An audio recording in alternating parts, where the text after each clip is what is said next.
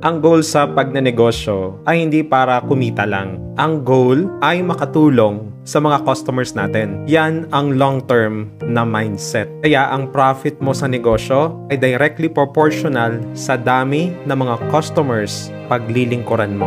Drop agree. Isa sa magiging challenge mo sa pagnenegosyo ay walang mag-e-encourage sa'yo, lalo na sa mga panahon na nahihirapan ka. Pakiramdam mo walang nakakaintindi ng mga pinagdadaanan mo. That's the price of being your own boss. Pero tatagan mo yung loob at stay focused sa pangarap mong resulta dahil naniniwala ako sa kakayahan mong umasenso taon na to.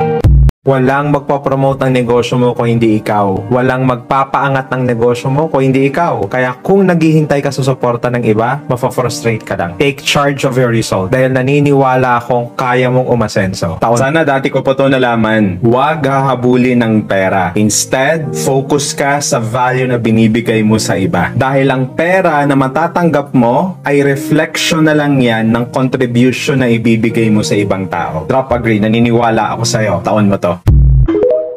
Yung hindi ka naman nakikipagkompetensya, pero ginawa kang kalaban. Sana okay ka lang.